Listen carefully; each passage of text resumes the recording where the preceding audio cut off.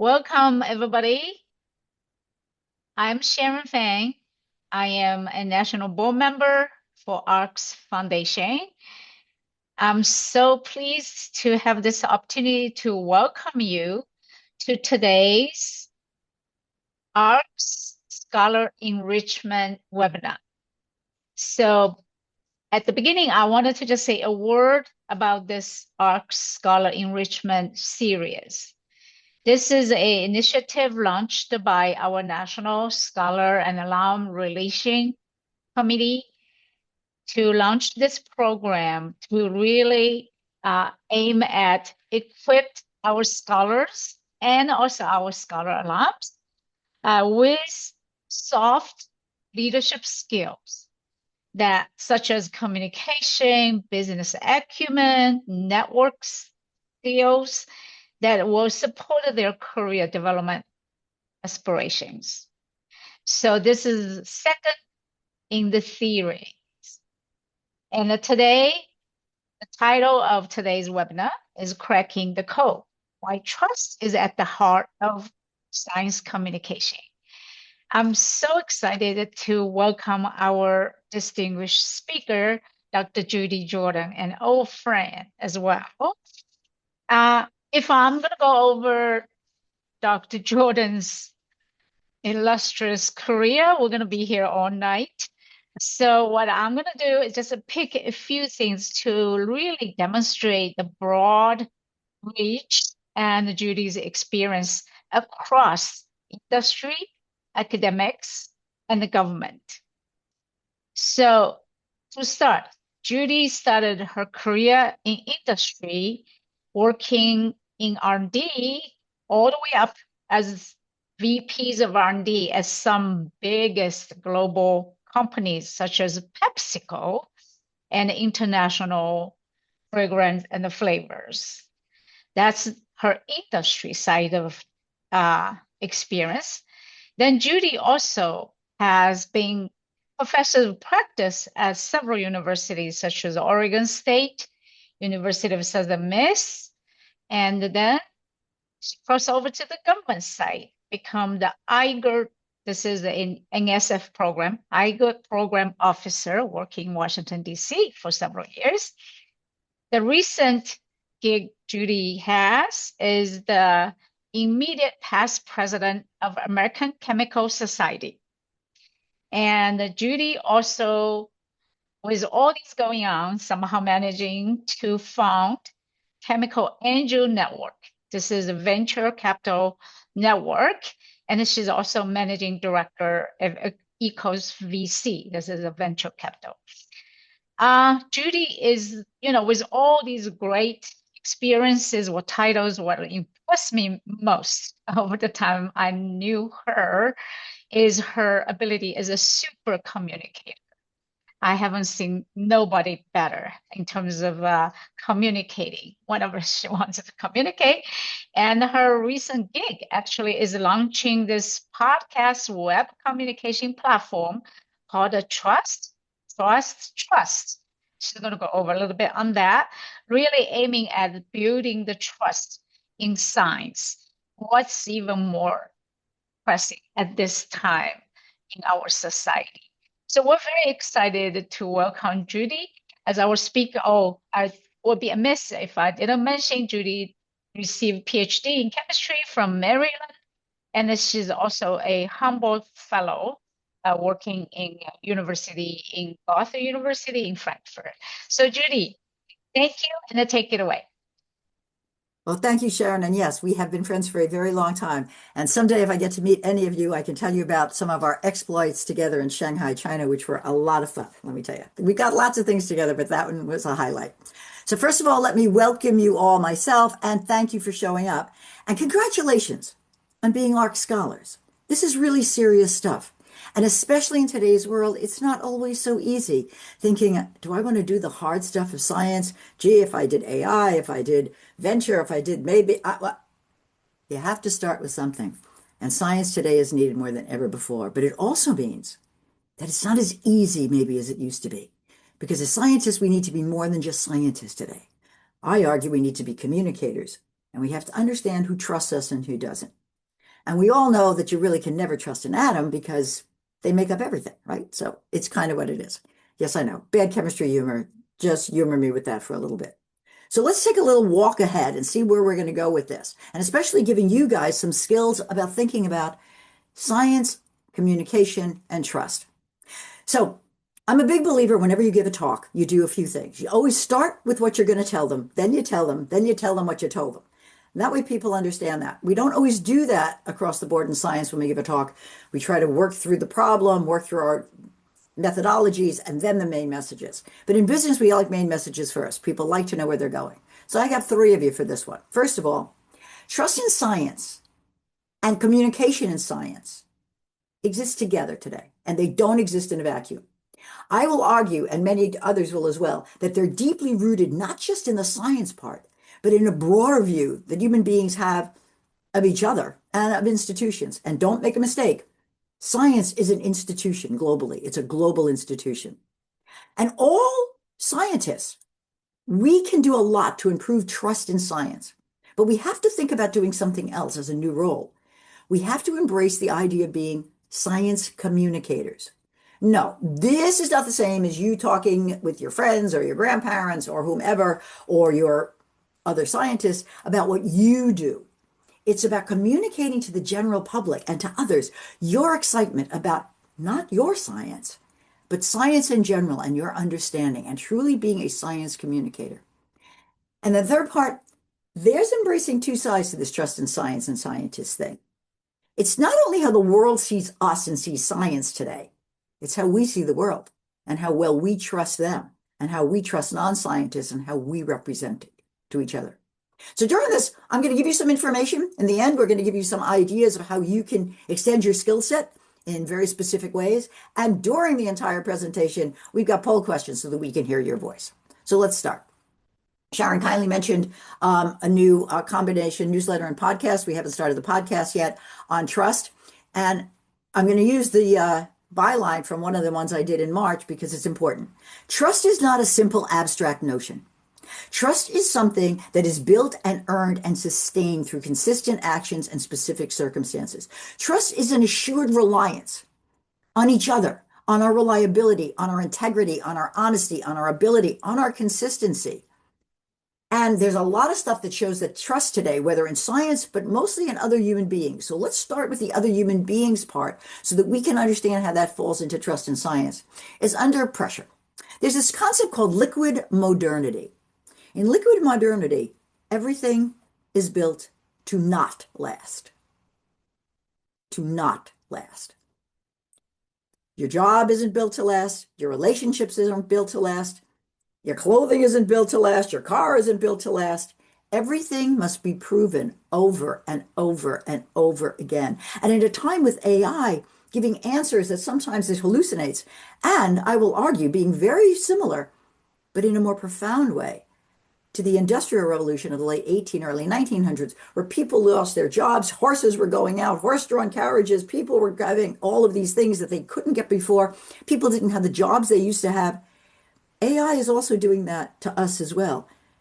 What we've got to work as a scientist is making sure that the very positive things that happened from the Industrial Revolution, unions, better pay, non-exploitation of children, that we see when AI comes in and we get our new jobs, how well we can do that. And that's going to take us to explicitly explain why science is valid and should be trusted in a world that used to implicitly entrust science. So trust isn't built in a vacuum. It's rooted in a broader worldview, which means we're not exempt from that worldview. We're interpreted as scientists, and what we say about science is accepted through how people believe in us in those frameworks of trust in each other, not just in us. And that means we need to understand a little bit more about how people are trusting each other today, or happy with each other today, in order to understand whether or not they'll trust science or any other institution. So let's start with something very interesting and positive. In 2025, there was a study published by Psychology Bulletin. This is no joke. It's 2.5 million participants. And it showed, guess what? If you're a trusting person and you feel better, you feel happier. And we'll talk about the chemistry of that in a minute. And if you're a trusting society, you're an overall happier society. Why? Because there's a trust happiness reinforcing loop. Think about it. When you feel trusting about the world around you in life, it lightens your mental load. You feel better, you feel happier because you're trusting that what's going to happen is within some of your control. And happiness, if the happiness you are, the more happy you are, you'll trust other people. And that turns out to be an interesting predictor. The other side of that is betrayal. So, you feel happy, you feel trusting, you trusted someone, you trusted a situation, you trusted your life, and then you feel betrayed, a violation of trust, because trust is really hard to build. It takes long times to get people to trust each other and what they've said. You have to do consistently, be consistent, do it consistently. Sometimes it only takes one time to betray. So we got some poll questions for you. Sarah, could you please launch the first poll question? We're going to give you 10 seconds, guys, to fill this out. How many of you have been betrayed by someone or something you trusted? It either has to do with your education, your family, someone you loved, something you bought and thought wouldn't fall apart. We're going to let be 20. We're going to give you 2 more seconds, and then we're going to close the poll. Okay, close her up, Sarah, and let's see. Whoa. Okay. 96% of us have felt betrayed. I would have said yes, decidedly for me. 4% of good luck for those 4 of you. That 4% of you. That's really wonderful. It's delightful to know that you have not felt betrayed. Let's take a second question. For those of you who have felt betrayed, how many of you have actually felt physical pain because of it? You've had a headache, your heart raced, your stomach just didn't feel right. You just didn't feel good about anything. And maybe sometimes that betrayal made you not feel good about some other stuff.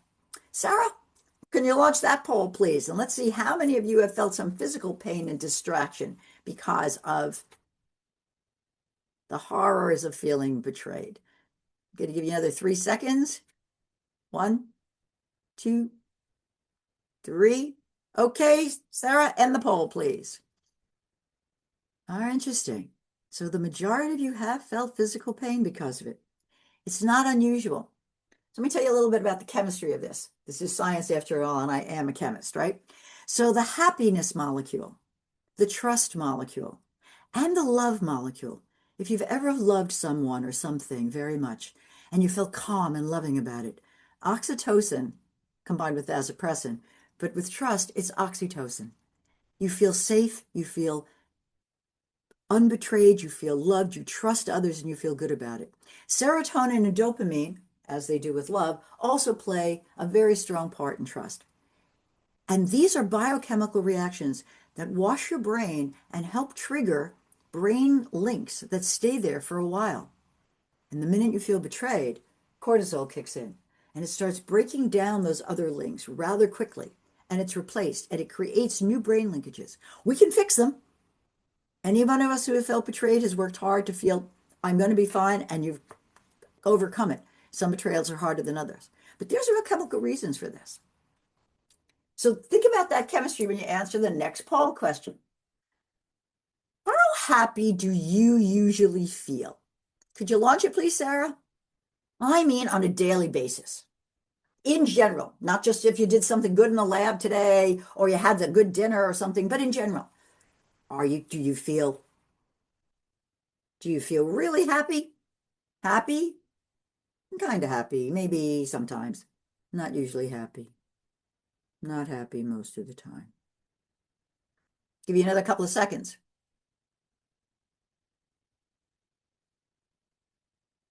Huh? Give you another 2 seconds. We're moving things around here. Okay, Sarah, close the poll, please. Well, this is great news. Oh, darn, look at this. A very large percentage of you, almost 75%, feel really happy or happy. This is wonderful news. And it's also very interesting. So here's the Global Happiness Index. Now, these are data published in 2026, but they're from 2023 to 2025. You can see that there's a lot of unhappiness out there, and the top 10 happiest countries in 2026 are primarily the Scandinavian countries in Europe. We've got Costa Rica up there. We've got Israel. But remember, this is 2025, 2023 to 2025 data published in 2026. And those of you, fortunately, very few of you, and none of you are unhappy. In the United States, we're ranked 23 in happiness. This is really low compared to where we used to rank. We used to rank much higher. So there's a lot of unhappiness going on out there. Remember, happiness and trust are linked. So let's see what you have to say. What's your general level of trust in others, including people you don't know? So not your friends, not people you trust and you know. Could you launch the poll, please, Sarah? Thank you. But people you don't know, people just in the street. Do you lock your car a lot? Do you lock your house? How many you definitely distrust, somewhat distrust, neither trust nor distrust, somewhat trust, definitely trust? How are you looking? How is this looking? Very interesting stuff, because the world has shifted, and generationally it's shifted. I'm going to give you another couple of seconds.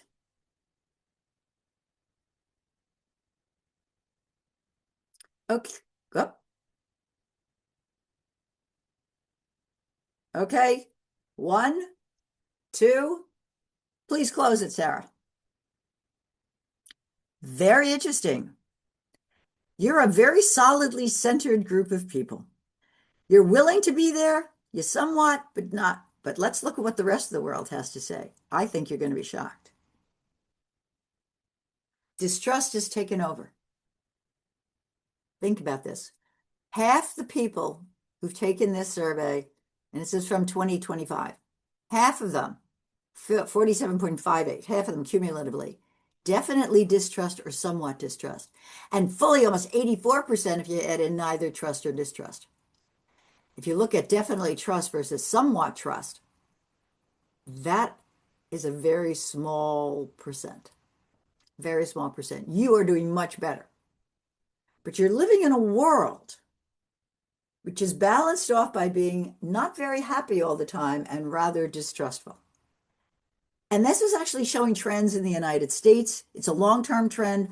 Trust was at its highest when the poll started, and back in the early 70s at 46%. It's dropped to 34%. It's stabilized, though. And as you can imagine, trust varies by age, race, and ethnicity. And those who feel who have, one could argue, the most control over their lives. You have a good education. You have a good income. You have a good family life. You tend to feel more stable. They report higher trust levels. That's not a high place right now when you think of the economy and the situation in the world. Interestingly, there's been generational distrust as well. This is US data. So these are people when they were born, but they didn't, obviously, at 2 months old, they did not take the survey. So the survey is taken on people who are older. But people who were born before 1940 are this dark green line. People born between 40 and 49 had the highest level of trust. If you think about it, these are people born in the United States during and post World War II, where we felt that we were safe, we were well, we were helping the world. And generation after generation after that, the data go down. Those born 1990 to 1999, solid millennials, are at the lowest level. Can't blame your parents. The world is shifting, and this actually shows general distrust. Now, one more piece of information to make you thoroughly happy or unhappy.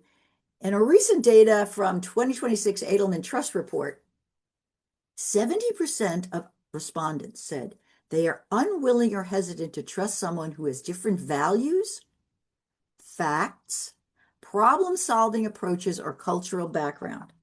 Well, excuse me, we're scientists. The majority of the world are not scientists. Hence, we have different facts, different problem-solving approaches, and certainly a different cultural background, which means how we as scientists need to approach this is very profound, because it doesn't mean people don't trust us as scientists. It's not because we're scientists. It's because of who we are in general. Look, I'm an older white woman. I may not play really well to a young bunch of Black males. Some of you who are young Latina females may not play really well to older somebody in an Asian country. Asians may not play. This is to me the critical and single most important piece of information that shows why we need diversity in science and we need diversity everywhere. Because people like to talk to each other and they feel more trusting of not only people who look and act like them, but people who are friends of people who look and act like them. Now, if I've gotten you to a point where you're not really feeling happy, now's when you should be feeling the happiest. Because in the middle of adversity, there is great opportunity. And I believe the bigger the challenge, the bigger the opportunity. And financially, most markets feel exactly the same way. As you see, when there's opportunity, things move very, very quickly. When there's opportunity in startups, things move very, very quickly. And that means that at the moment, we've got an enormous opportunity as scientists to change things around. Reason is, there are really problems out there. Scientific solutions are needed to address major global issues. And no, AI is not going to solve every single one of them. AI looks retrospectively, not prospectively. We will be able to do this, and scientists are really needed. And scientists we are, and have the keys to these solutions, not something else. So here's the challenge or the opportunity. There are no scientific solutions without scientists, and there's no trust in scientific solutions without trust in scientists. Well, we are the scientists. We're the engineers. Therefore, without trust in us, in scientists and in engineers, I'll argue there's no trust in scientific solutions, because in the end, people do not trust science. They trust the scientist and the people speaking. So for the general public, trust in each other and science has morphed. And I wrote about this in one of my newsletters with a lot more data. When I grew up, trust in science, we were afraid of the world blowing up because of the Cold War, don't get me wrong, but we implicitly trusted the science and the scientists. Even when we heard about smoking problems and cancer, and even when we knew about asbestos, we felt in general, we implicitly trusted the science. That's the end. That's not today. Today, it's explicit trust in science. Explicit trust in science means you have to constantly validate, constantly reevaluate, constantly talk through things with people. Incident, over and over again.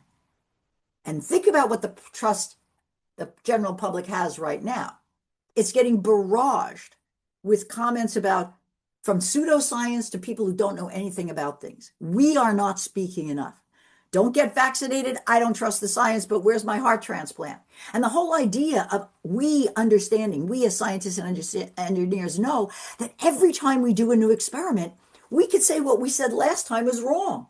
Not because we were lying and we were wrong. It's new data. But if people are non-scientists don't know that's how we operate, it could be a challenge. And right now, people are believing more and more that politics has much too much influence on science. So people with pseudoscience and just a lot of large talking are doing the talking, but they don't know what to believe. And think about it.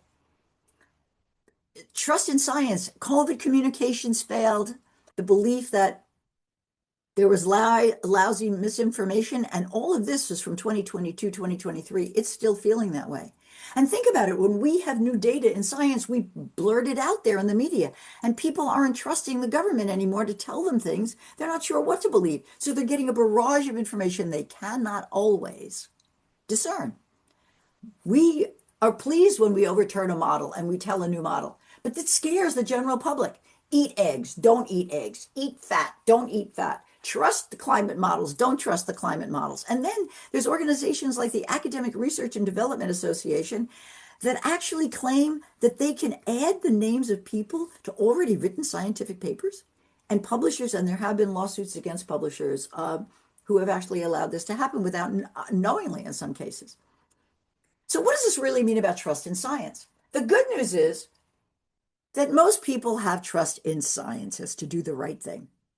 India the most, shockingly to me, Taiwan and South Korea, Japan, who have enormous amounts of science that come out, they're the least believers. The US is kind of in the middle of the pack. But interestingly, we should feel good. So fewer Americans now say that science is mostly positive, but the data look pretty darn good, mostly negative. Okay, so it went from 4% to 8%. But look at mostly positive. Sure, it went down from 67 to 57, but that's pretty good. And look at medical scientists and scientists. All right, medical scientists, 22% are negative. For regular scientists, us engineers, 27%. But a full 73 or 77% think we're pretty good. Compare that to religious leaders and elected officials, we're doing great. So we've got an enormously positive thing upon to build. So what's a scientist to do? Let's see what the world wants us to do. It wants us to talk about science to the general public. It wants us to communicate. No, not with politicians. No, not to advocate for policies. No, not to talk with politicians about findings, although we should do that. We should do all of those things. But the big thing is the general public would like to hear us not brag about the science we're doing in the lab. They could care less.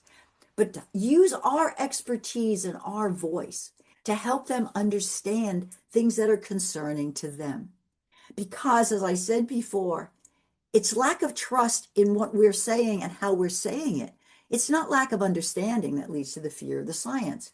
They're never going to become scientists, and us whacking them with data isn't going to help. But us being honest and taking real action can help. So if you have any questions for me, throw them in the chat. Sharon's going to moderate that chat, and we'll do what we can at the end of the talk. But here's what I'm going to ask you to start doing now is taking action. Think about yourself as a communicator. Think about the value and importance and what the public is saying about science communication to inform, educate, and raise the awareness of science-related topics among the general public and a non-expert audience, rather than seeing ourselves as scientific communicators, talking to ourselves and making sure that the general public understands the importance of our science. It's not what they want. That's not what they can understand. Not because they're stupid, they're brilliant in what they do. They're just not scientists. And they want us not to talk down to them because they think we're pretty smart. They just want us to inform them and help raise their awareness. But to do that, we have to trust them as much as they trust us. We have to trust that when they're saying they don't trust us, they don't trust vaccines, they don't trust science, they're not doing it out of hatred. They're doing it out of confusion and not understanding. And we have to respect that they're saying that honestly to us because trust is a two-way street. It also means that we as scientists have to decide what kind of a mindset we have about the future and about people and about science. Do we have a little pie pop size belief? Everything is small, and anything I give to you and anything I help any other scientist with or anybody else with, I have nothing. Or am I going to be really happy because the world, our 9-inch pies are bigger, they're assorted, and the more joy I give and the more happiness I give and the more trust I give, the better off the world will be. The more I have a growth mindset, which means I want to help others, I believe in communication with others, build something great for all of us. I trust that I can speak with people in a positive and constructive way versus I can't do that. Every time I do this, it just falls apart. If I give anybody else any more information, it's just going to hurt me. That's the little pie pop. But if you've got the growth mindset to help others and help yourself, you've got a really good opportunity here to communicate. So Sarah, let's launch poll question 5. Science isn't finished until it's communicated. This was written by Sir Mark Walpert, the UK government chief science advisor. How many of you completely agree? How many of you somewhat agree? How many of you agree? How many of you disagree? I'm going to give you a couple of more seconds.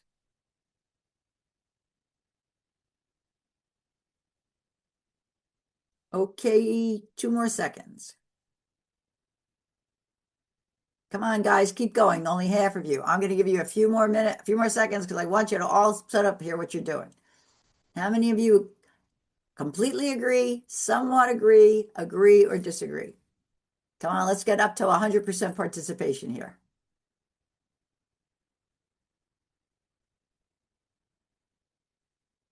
All right, thank you, number 23, 24.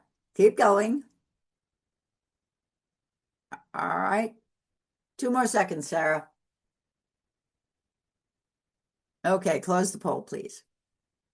I'm delighted to see that the majority of you, 80%, agree, either completely agree or somewhat agree. Half of you completely agree. I'm hoping that at the end of this, 100% of you are going to completely agree. Because in the end, unless we've communicated the science in a positive and constructive way, it's going to be a challenge. But there's a counterpart to that, right? The little pie pop or the big pie. So Sarah, could you launch the next question, please? How many of you are comfortable or uncomfortable about talking science with people you don't know when you are not the expert?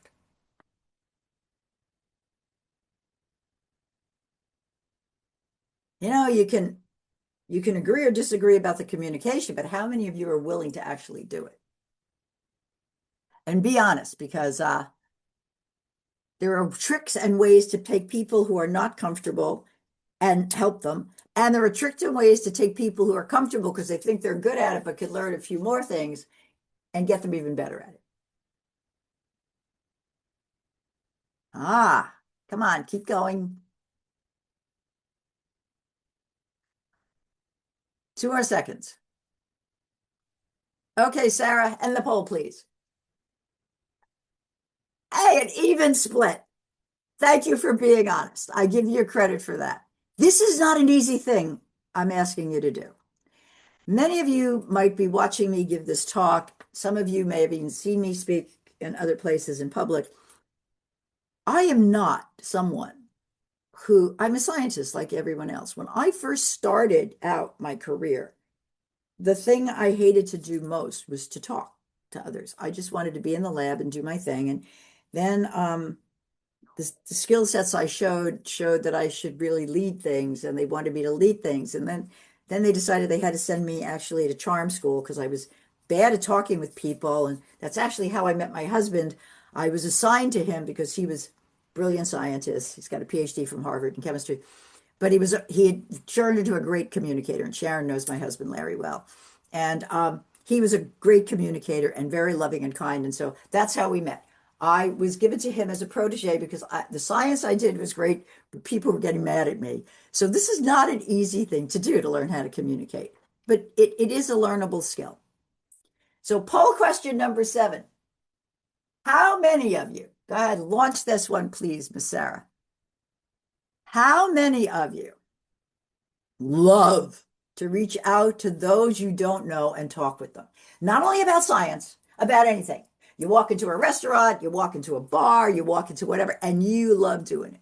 You just love it. I love it. How many love it? How many do not love it? I can't wait to meet 10 people I have never spoken to in my life. This is my dream for this evening, and talk with them. How many of you cannot wait to make that happen? I'm ecstatic. I'm looking forward to go out there. 2 more seconds. I am ending the poll, Miss Sarah. Good for you. You're honest, but you got a good number of you really like to do it. I would love to know how many of those are scientists, what kind of scientists, engineer, what kind of engineer, because there are interesting data on that. But that's another story. So with that in mind, let's talk what you can do about this. First of all, to be a good communicator, and not that I'm the queen of loving Stephen Covey or trying to proselytize for you reading his book. That has nothing to do with it. But the statement is true. Seek first to understand, then to be understood. What people want more than anything else is a chance to talk about themselves, talk about what they believe. You have the upper hand if you're willing to be patient and let that happen. Because the elements of trust in communication, especially in science communication between a scientist or an engineer and a non-scientist, has to do with honesty. You have to honestly trust that what this person, even if you completely do not agree with them, is saying to you, they're saying with their heart and they're saying it honestly. You have to be empathetic that you believe in that and that you trust that and you're willing to listen calmly without trying to figure out what your answer is going to be. You're just listening calmly. And you are going to be accountable for being sure that it's a positive conversation, and you're going to do your best to be honest and empathetic. You're going to be respectful of the process that you put in place and of that person's opinion, whether you're churning inside or not. And you're going to be transparent in how you feel about it, but in a constructive way. You're going to communicate with heart and be a person about it. You're going to look for common ground. You're going to find ways to demonstrate that you didn't just hear their facts about what they wanted, but that you're feeling how they're feeling. You're empathizing. You're trying to get them to trust you. Remember, we talked about those feelings of trust, reliability, confidence, that they're being heard, that you're able to share their feelings. You're building some fundamental trust, and you're looking with your, and you're not just saying, I totally agree with everything you say, and I can't believe, and I love everything you're saying. I love it. I really think you're wonderful. But if you're saying it in that tone of voice with that face, I don't know, I think you might have trouble being believed. So you've got to think about how your body language works and how your voice works. And then when you decide to actually engage with empathy and with a story. Try to weave together a story about some of the way you want to respond that shares common ground and personalizes it a little bit. You got to remember that if we just push with data, nobody's going to help. If we try to pull them along or drag them with us, they're going to come along kicking and screaming, or they're not going to come along, oh, there's just going to be a lot of kicking and screaming. You've got to find a way to engage with people. So in general, don't pull, don't push, and don't drag. Know who you're talking to in a tough situation. Listen to their concerns and don't barrage them with data. After you've actually carefully listened, stop for a minute and ask them, would you mind if I gave you my thoughts on this and what I'm thinking? Would you mind hearing my opinion? And are you open-minded to this question and to maybe some other opinion? If they say yes, then please go ahead. If they say no, but your sense is you're going to have to make that judgment. If they're adamantly against it, live to talk with someone another day. Don't fight this and try to drag something uphill or pull something uphill or push them into a corner. That won't work. So speak after listening with an empathetic tone and speak in personal terms with stories. Be a trusted messenger. Remember what we said about the idea that if you're not someone who can be trusted by that community, bring someone else along who could be trusted by the community. It's very difficult to bridge that gap today, especially with what the data are saying about people feeling less and less trusting of people they don't know or haven't been brought up like them. You can use humor, but use it carefully. It can backfire unless you're really good at it. So in summary, listen actively. Take what we call a pulse check. See if they're open and see if you are open to talking with them. You may be so riled up by the conversation at that point, you don't want to have a conversation. And then engage with a story, because everyone has a story. If you want to learn more about this stuff and do it and gain the skills, there's a bunch of ways of doing it. We're going to give these slides to you, so you'll have all of these.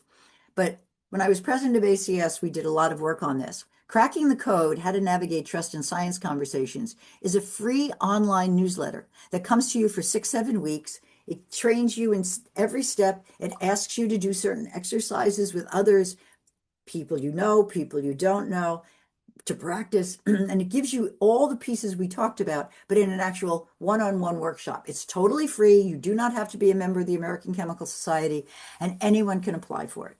We also have the Science Deniers webinar.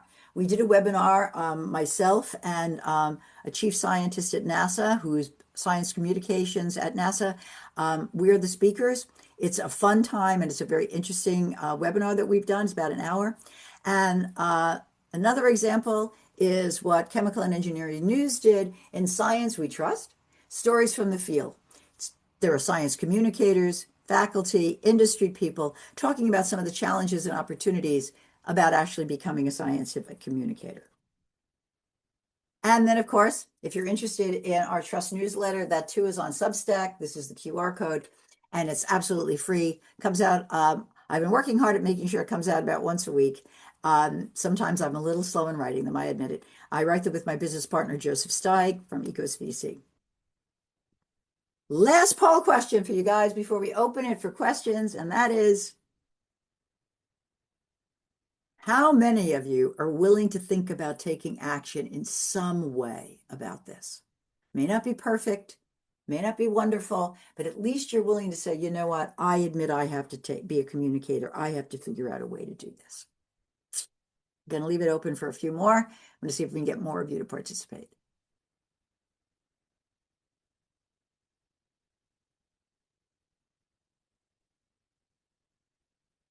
Come on. Hey, we like honesty. Those who say no, honesty is the best policy. That's what this is about. Okay, Miss Sarah, we'll give it another 2 seconds and then we'll close her up. Okay, close the poll, please, Miss Sarah. Thank you that the majority of you, and thank you for being honest, those who are not, for taking some action. It's appreciated. And knowing yourself whether you should take the action is important. So thank you very, very much for listening. Happy to answer whatever questions you had. And you've got to be out there to be your own advocate for yourself. You chose a career in science. It's your life. In the end, we can't expect other people to be advocates for the science we do and for what we love. We've got to take some responsibility for it ourselves. So thank you for listening, and thank you for being ARC scholars, and I look forward to taking any of your questions.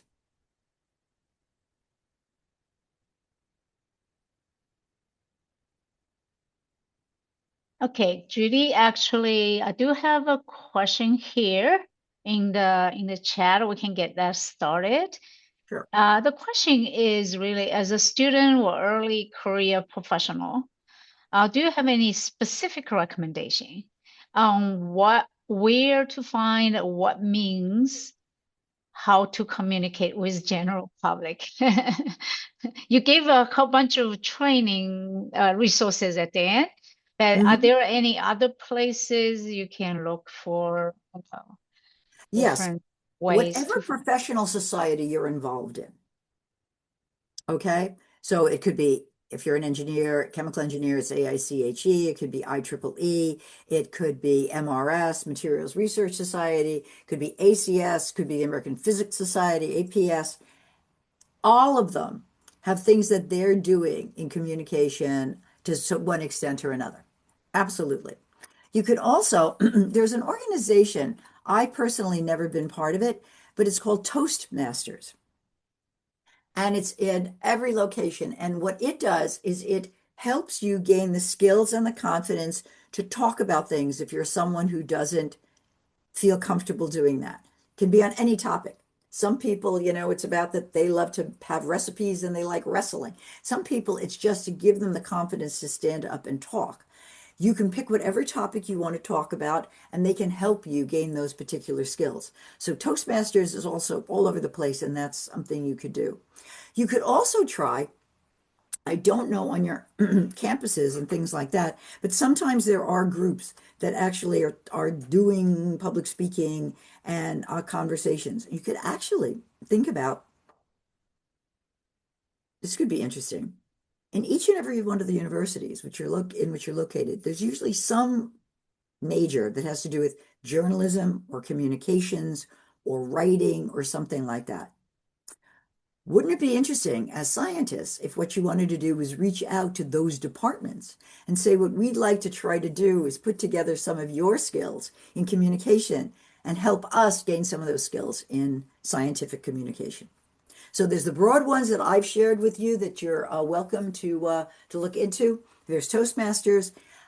Most professional societies have something, and you could actually try to be an advocate for yourself and see if some of your colleagues in your department would like to reach out to some of the communications and journalism departments and see if they'd be willing to talk with you.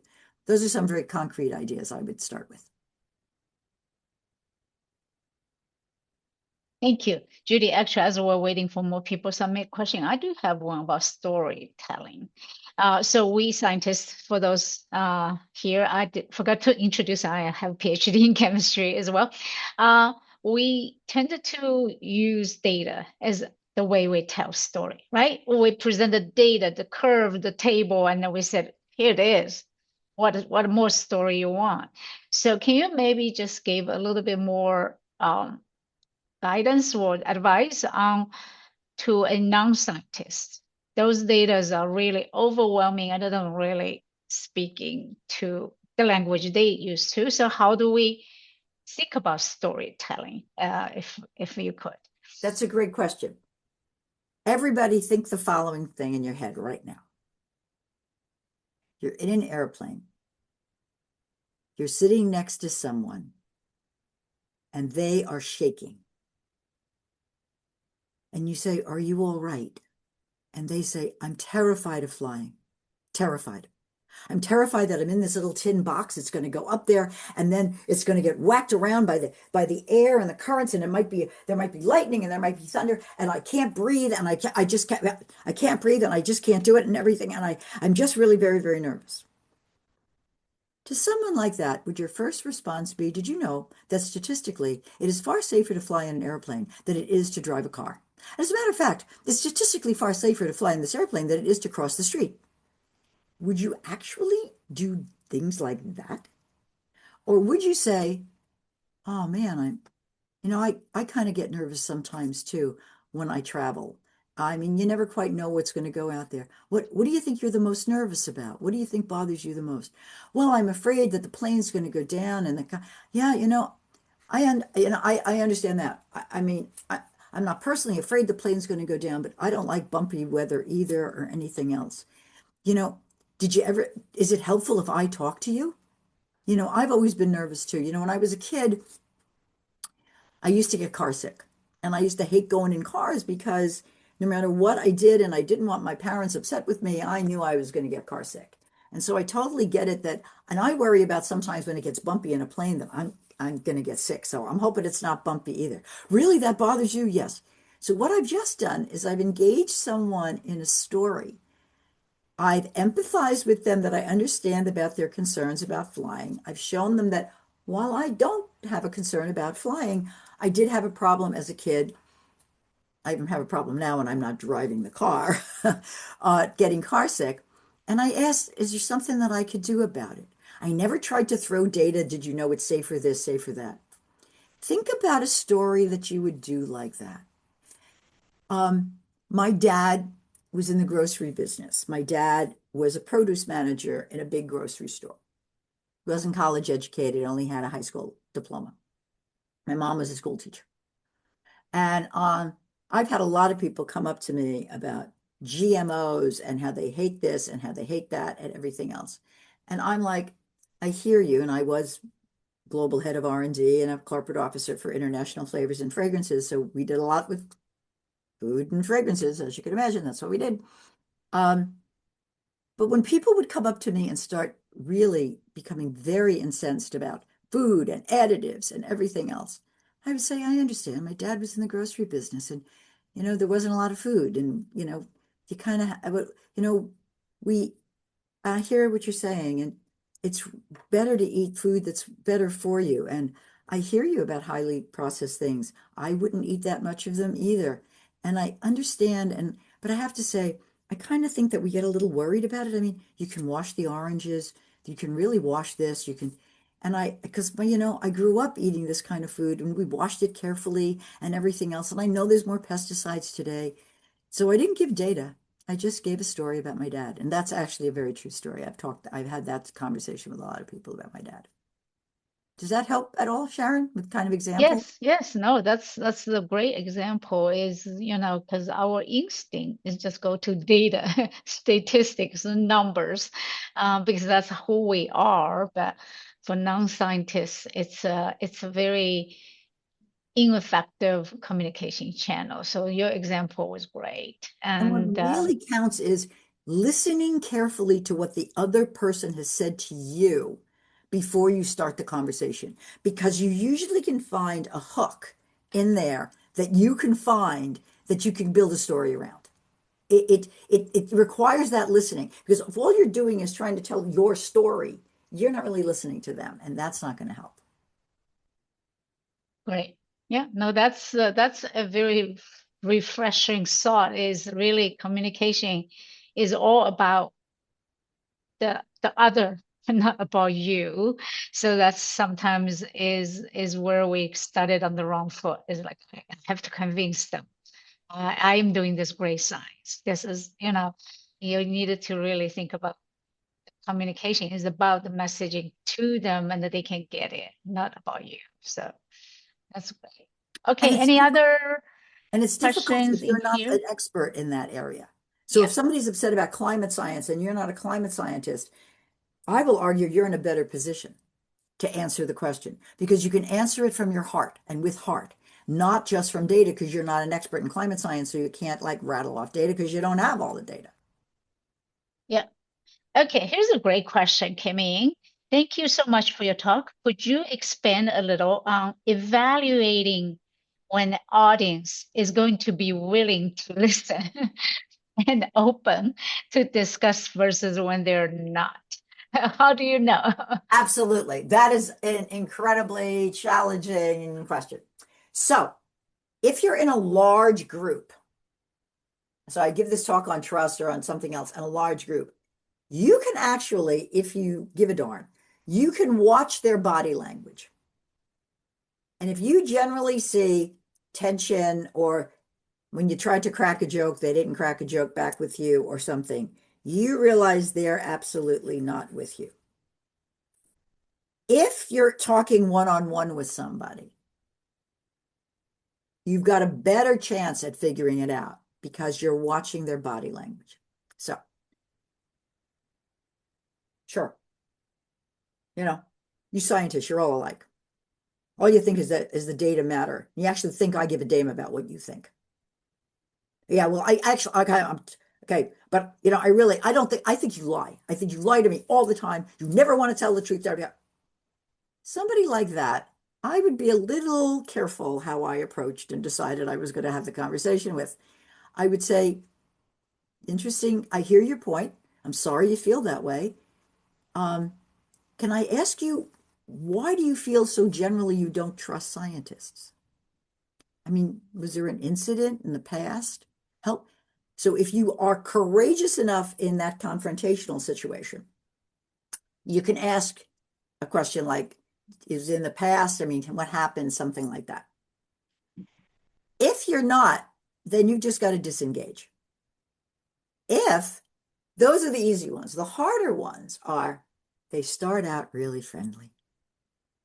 And they're like, hi, oh, you're a scientist. Wow, that's really great. Wow, you must be really smart. Wow, I was never good in stuff like that. You must be really smart. What kind of a scientist are you? Okay, fine, da da da da da. Your job in that case is to turn it quickly from them telling you how great you are, because right there, they put you at a disadvantage. They've now put you at a place where you've got to downplay who you are if you want to have a conversation, because they're acting as though they're lauding it over you. You've got to figure out a way to downplay it a little bit and say, well, that's very kind. So if you don't know what they do for a living, well, that's very kind. What do you do? Wow, that's really wonderful. I don't care if they're, I don't know, think of anything that you personally don't think is a great career. Whatever it is, you tell them what a great career you think it is. And then you see whether or not they warm. If they get more, well, it wasn't so great compared to you. Oh, well, it wasn't so great, but that's kind of you.